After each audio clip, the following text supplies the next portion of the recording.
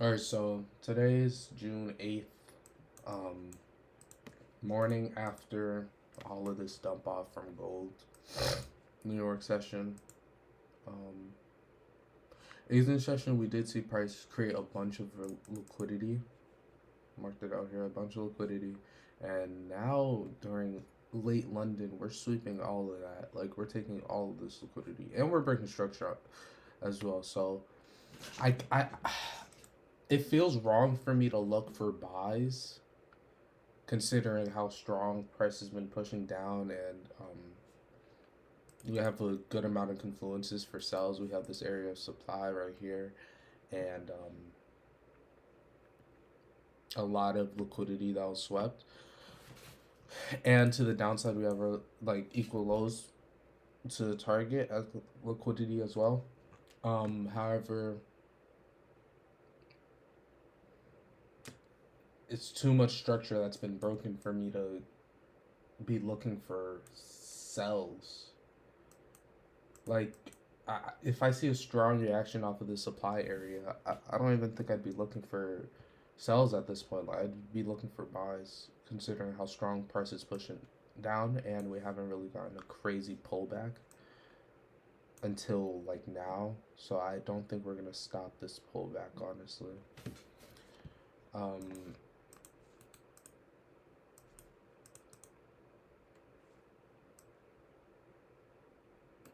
yeah, but you never know. Price might just continue down.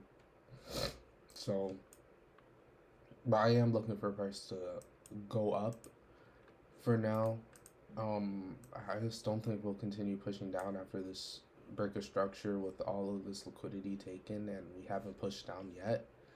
If we haven't pushed down yet, I don't think we will soon.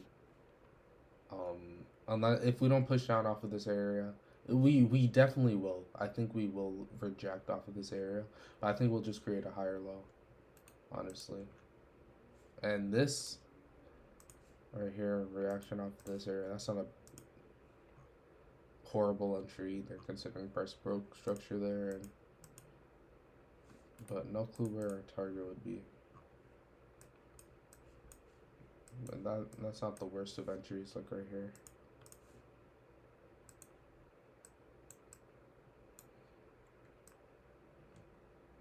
I don't know, 1 to 3 or whatever. And I marked out this area right here. Consider this is the last area where price kind of reacted off of. If I scale down, there's really no area here where price could really react off of that it hasn't already. This area reacted off of this area. I don't know if it did or not.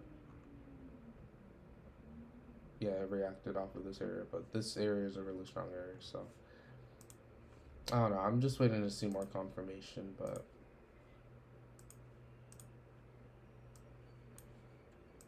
yeah, I'll come back whenever I see something that I like.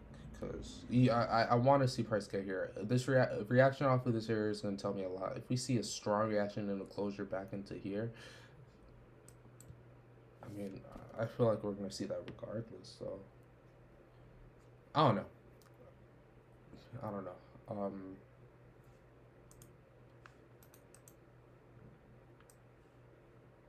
Today's going to be an iffy day. We might come back down and sweep all of this liquidity and push up, but today's going to be a pretty iffy day. Um,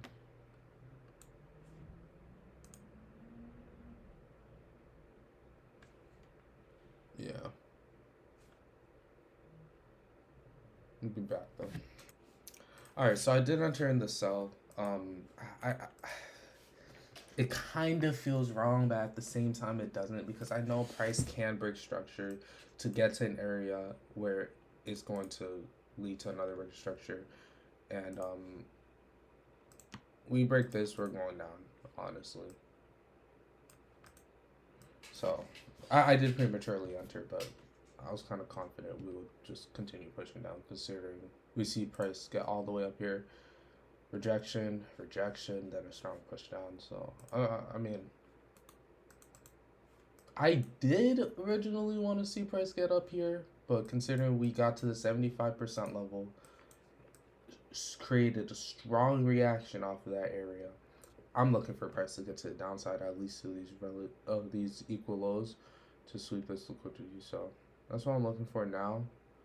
Probably not gonna look for price to fulfill this whole Fibonacci and whatnot, but that's basically it. So I'm gonna see how price moves, and we can keep decent watch. So yeah. All right, guys. So I'm gonna be completely honest. I did flip flop a little bit. I don't know, man. I knew price was getting to this area. This was just a guaranteed, but man, it was hard to stick to one setup because both of them looked so good. We see the sweep of liquidity to a push of bear structure, but this also is just a pool of liquidity. The price sweeps, taps back into the 4 hour area of supply, and then pushes down. Like both of them looked good, but I mean the more probable one is sells, and I have to stick with that. And it's hard. I mean, this definitely is difficult. I did flip flop a little bit, however. Didn't size up or anything. I just couldn't stick to one bias, but this is the bias I'm gonna stick with. This is a setup I was looking for this morning. And yeah, we see the strong reaction. I'm sticking with the setup. Moments where prices switch all the way up. So I mean, I think that's just gold. Honestly, I should be used to this, but yeah, I'm done flip flopping. But yeah. That's basically it. This is my last trade. I'm setting up. If this hits stop loss, then it hits stop loss. I'm done for today. All right. So after that last cut, that was my last, or that was around, I'd say 4 hours ago or so. I today was just one of those days, man. No clear bias, and it's my fault. It's my fault that I traded this way. I know that when there's no bias, I probably shouldn't be trading. I obviously had a bias, but it wasn't clear as day. It wasn't a high convicting bias, and I oversized. I over risked on these trades, and I paid the consequence. I didn't blow my account or anything, but I did go deep into drawdown. That's my fault. 100% my fault. I've been here before. I've had days that have been like this, and it's completely my fault. I'm taking full accountability for this. The markets didn't do anything to me. I did this to myself.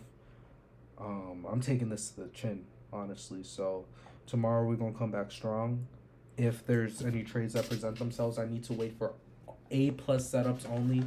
Cannot wait for C trades, D trades. Cannot compromise because this isn't a compromising game, man. One day could really ruin weeks worth of progress, and that's evident. Completely my fault, man. Tomorrow I'm going into sizing down a lot because I am close to blowing the account. That is completely my fault again. Over risk got clouded by the money. That's completely my fault. Again, I'm just I want to completely iterate that it's my fault, and put all of the blame and the not blame but the accountability on me, so I understand that, man. These mornings I gotta come into it with a strong heart, not just a heart that's looking to make money, but a heart that's focused on God, so that my greed and my pride, I come into the markets humble, knowing that I don't deserve anything. If I get a trade, it's on borrowed time, borrowed energy, borrowed momentum. None of this is of me, and I'm coming to realize that more and more each day, that I have no say in any of this. I'm just a pawn to try and advance the king. So gonna go into tomorrow, clear mind, prayerful, and just humble, man.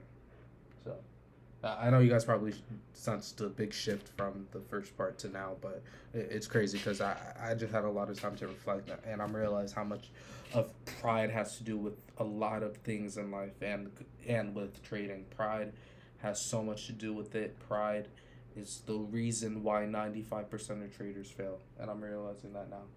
Pride is why sin exists. Pride is